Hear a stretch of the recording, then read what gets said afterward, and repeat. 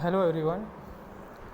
Now today we are going to see our next chapter singly RC beam. In our design of structure, our third chapter is singly RC beam. Now before we going to see our next chapter singly RC beam, first of all, in a previous video we saw that introduction to IS 456. In this chapter we saw principal limit state of collapse, limit state of serviceability, and assumption made in theory of limit state of collapse in flexure, characteristic strength, characteristic load, design strength, design load, then partial safety factor, grade of concrete, and last is importance of use of reinforcement in concrete. Now in a second chapter we saw different types of effective span for a beam or a slab, then control of deflection, minimum eccentricity in column, cover to reinforcement, spacing of reinforcement, then after requirement of reinforcement for a slab, beam and column, then after we saw development length of bar and some short question about it. Now today we are going to see our next topic singly RC beam, very most important chapter as well as your internal exam and external exam. तो first of all stress diagram for simply RC beam, ठीक है। आप लोगों को figure में दिया गया है stress diagram for a singly RC beam, ठीक है। एक क्रॉस सेक्शन दिया गया है, सपोज आप लोगों का ये बीम है ए बी, ठीक है। तो उसको हम बीच में से कट करेंगे तो उसका सेक्शन हमें कैसे दिखाई देगा, like this is the section of the beam, ठीक है। यहाँ पे बार प्रोवाइड किया गया है, so it is area of steel of cross section. Now stress diagram of for singly RC beam, ठीक है। ये जो डायग्राम है आप लोगों को दिया गया है IS 456 2000 पेज 69, SP 16 में पेज नंबर 9, ठीक है। तो first of all figure draw करो, cross section of beam is like this, then depth of the beam is equal to capital D, breath of the beam is equal to B, then strain diagram कैसा आएगा, it is like this is the strain diagram of the beam, then stress diagram draw करो, ठीक है। Then liver arm किसे बोलेंगे उसे define करो, so it is the stress diagram for a singly RC beam, ठीक है। So in this section B is equal to width of the beam, D equal to effective depth, then XU max is equal to maximum depth of the neutral axis, ठीक है। Now next capital D equal to overall depth of the depth जो आप लोगों को figure में दिया गया है, and small d it is effective depth, ठीक है, जो आप लोगों को बार प्रोवाइड किया गया है। तो बार से लेके होल बीम का सेक्शन यानी कि कंक्रीटिंग करेगा, तो it is the effective depth of the beam, then AST equal to area of steel, यहाँ पे मेंशन किया गया है AST, so it is the area of the steel, and XU is equal to depth of the neutral axis. Now equation for neutral axis, equation of neutral axis. So before we going to see what is neutral axis, ठीक है। Neutral axis हमें किसे बोलेंगे, the axis which separate compression zone and tension zone in the cross section of the beam, it is neutral axis, ठीक है। तो neutral axis किसे बोलेंगे, जो हमारे पास कोई बीम है, ठीक है।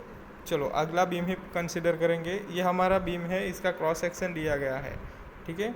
सो इट इज़ जो अपर पोर्शन होगा तो it is the compression zone, concrete का क्या होगा, सॉरी बीम का क्या होगा, कंप्रेशन जोन, ऑन ये जो बॉटम होगा इट इज़ टेंशन जोन, ठीक है। तो जो लाइन, ठीक है, यहाँ पे जो लाइन पास हो रही है, ठीक है, जो कंप्रेशन जोन और टेंशन जोन को अलग करेगा, सो it is the neutral axis of the beam, ठीक है। बीमनी न्यूट्रल एक्सिस કહેવાશે, બરાબર છે। એના માટે ઇક્વેશન છે, equation of neutral axis, so C is equal to force in compression, ठीक है। जो फोर्स लगेगा it is compression force, so it is in concrete. कैसे फाइंड करेंगे? 0.36 F C K C is equal to 0.36 F C K B into X you. ठीक है, C कैसे find करेंगे? कंप्रेशन में जो फोर्स लग रहा है वो कैसे फाइंड करेंगे? So it is 0.36 F C K B into X U. Point F C K को क्या बोलेंगे हम? Average stress. Now T is equal to force in tension. ठीक है, टेंशन किस में आएगा? स्टील में। ठीक है, ये जो टेंशन जोन आप हम दिखाया, ये जो टेंशन जोन है तो उसमें लोड आएगा, तो लोड की वजह से टेंशन किस में आएगा? रेनफोर्स में टेंशन आएगा। कंक्रीटिंग करेंगे, ठीक है, उसमें टाई करेंगे, so this is some force की वजह से मटेरियल के अंदर टेंशन आएगा। So it is force in a tension, so it is find out by 0.87 FY into S. ठीक है, but compression and tension is equal to, ठीक है, कंप्रेशन और टेंशन इक्वल हो गए। ठीक है, so it is 0.36 F C K B into X U and 0.87 FYAST। ठीक है, सो कंप्रेशन का इक्वेशन है, क्या आएगा? कंप्रेशन का equation 0.36 F C K B into X U and tension के लिए 0.87 FYAST। ठीक है, but C is equal to T is equal compression is equal to tension, so we have C is equal to 0.36 F C K B into X U is equal to 0.87 FY into AST। ठीक है, अब हम x you को subject बनाएंगे, so X U X into U is become 0.87 FY AST divided by 0.36 F C K into B. ठीक है, ये हमें एक्स यू की वैल्यू मिलेगी, सो it is equation for x you. ठीक है, तो याद रखो इक्वेशन। ठीक है, ये आप लोगों को दिया गया है IAS 456 2000 page 96। So X U is equal to 0.87 FYAST upon 0.36 F C K B into F C K B, it is equation for XU. Now third is equal to moment of resistance. ठीक है, तो moment of resistance कैसे find करेंगे? It is MU. So MU with respect to steel for under reinforcement section. ठीक है, under reinforce section. So first of all under reinforcement section किसे बोलेंगे? जो tensile strain in a steel, ठीक है, जो टेंसाइल स्ट्रेन, ठीक है, मटेरियल के अंदर फोर्स लगेगा, फोर्स की वजह से स्ट्रेस आएगा, स्ट्रेस की वजह से स्ट्रेन आएगा। तो टेंसाइल स्ट्रेन, टेंशन की वजह से मटेरियल के अंदर स्ट्रेन आएगा in a steel reach is limiting value. ठीक है, जो स्ट्रेन है उस लिमिटिंग वैल्यू तक पहुंचेगी। ठीक है, 0.87 FY upon ES plus 0.002 to compressive strain in a concrete reaching limiting of value 0.035। so it is called under reinforced section. ठीक है, so for under reinforcement section E epsilon S is greater than epsilon SU. ठीक है, so it is under reinforced section. So MU with respect to steel for under reinforced section, MU is equal to total tension multiply by Z. तो total tension क्या होगा? T multiply by Z, where Z is equal to lever arm. अब lever arm किसे बोलेंगे? तो आप देख सकते हो यहाँ पे जो स्ट्रेस आएगा, ठीक है, तो वहाँ से डिस्टेंस, जो टेंशन जोन्स का डिस्टेंस और जो स्ट्रेस डायग्राम है उसका CG, वहाँ तक का डिस्टेंस को हम बोलेंगे lever arm. So it is find out by D minus 0.42 X into XU, D minus 0.42 XU. So MU is equal to 0.87 FYAST multiplied by D minus 0.42 XU. ठीक है, सो सिंप्लीफाइड इट। ठीक है, value put करो कि 0.87 FYAST D minus 0.42 into XU की value क्या है? XU की वैल्यू हमने फाइंड की है 0.87 FYAST divided by 0.36 F C K into B. ये वैल्यू पुट करो यहाँ पे, दिस वैल्यू, ठीक है। So simplified it, so we get the one value, it is 0.87 F Y A S T D minus F Y into A S T upon F C K into B, ठीक है। This value also given in I S 456 2000 page number 96।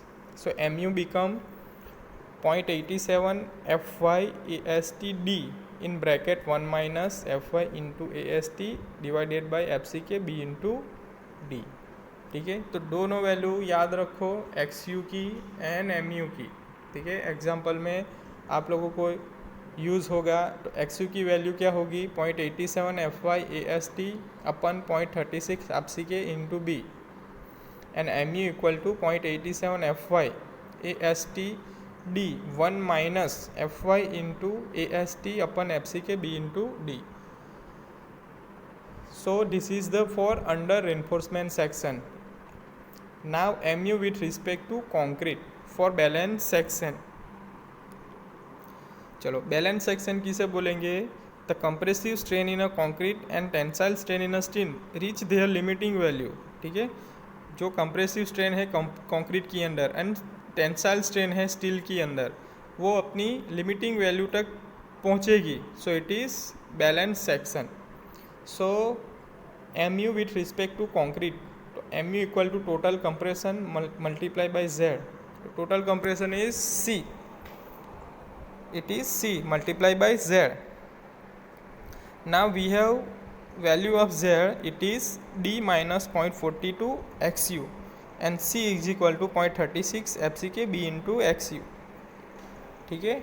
and MU limiting is equal to limiting moment of resistance.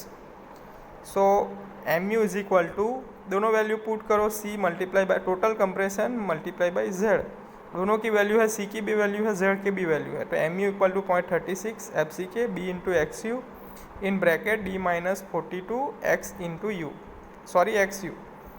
So 0.36 F C K B X U D in bracket 1 minus 0.42 X U into D, ठीक है। यहाँ पे हमने क्या किया, D divided by D minus 0.42 X U upon D. So D D cancel हो जाएगा, so it is 1 minus 0.42 X U divided by D, यही हुआ। So it is 0.36 F C K B X U by D into D square in bracket 1 minus 0.42 X U into D. So simplified, तो क्या एक value मिलेगी हमें, M U limit is equal to 0.36 X U max divided by D in bracket 1 minus 0.42 X U max divided by D F C K B into D square, ठीक है। तो M you की एक value हमें मिल गई, ठीक है। Now limiting moment of resistance, M U limit, आप लोगों को टेबल दिया गया है, एफ वाई की value, yield value of steel, ठीक है, and M U limit, then F Y की वैल्यू 250 होगी at that time. M U limit क्या होगा, 1.148 F C K B D square, 415.138 F C K B D square, 500.133 F C K B D square. तो ये value याद रखो, आप लोगों को एग्जाम्पल में यूज़फुल होगा। नाउ न्यूट्रल एक्सिस, सो न्यूट्रल एक्सिस किसे बोलेंगे, the axis which separate compression zone and tension zone in the cross section of beam is known as neutral axis। चलो हमने देखा आगे कि न्यूट्रल एक्सिस किसे बोलेंगे, जो बीम का क्रॉस सेक्शन है, ठीक है, जो क्रॉस सेक्शन है बीम का, आप देख सकते हो फिगर में, ये अपर पोर्शन क्या है, compression zone, lower portion tension zone, ठीक है। तो जो ये दोनों जोन को सेपरेट करेगा, ठीक है, this is called neutral axis, this is known as neutral axis. Now for a simply supported beam, the cross section above neutral axis is compression, ठीक है। Consider this is simply supported beam, consider करो this is simply supported beam, ठीक है। तो in this beam the cross section above NA, ठीक है, तो cross section above NA के ऊपर जो क्रॉस सेक्शन है above यानी कि ऊपर का, it is compression, in compression, so this is compression, and while the cross section below NA, जो बिलो एन है, नीचे का एन ए के नीचे, न्यूट्रल एक्सिस का नीचे का क्रॉस सेक्शन है, it is tension and it is given by xu is equal to 0.87 fy area of steel divided by 0.36 fck into b. ठीक है, so this is the neutral axis of the beam. Now maximum depth of the neutral axis. ठीक है, अब हम maximum depth कैसे consider करेंगे neutral axis के लिए. द फेलियर ऑफ बीम में be due to failure of concrete और फेलियर ऑफ स्टील. ठीक है, बीम फेल कब होगा? So it is due to fail of concrete. Concrete में कुछ होगा, एरर होगी. ठीक है, प्रॉपर क्योरिंग नहीं होगी, क्रैक फॉर्म होगी. So it is due to failure of concrete और फेलियर ऑफ स्टील. ठीक है, बीम के अंडर लोड की वजह से बैन होगा, कोरोजन की वजह कोलैप्सन होगा. So due to failure of beam it may be occur due to the failure of concrete और failure of steel. Now failure due to concrete is a called brittle failure. Concrete की वजह से जो failure होगा beam का, so it is called brittle failure. And while the failure due to steel it is ductile failure.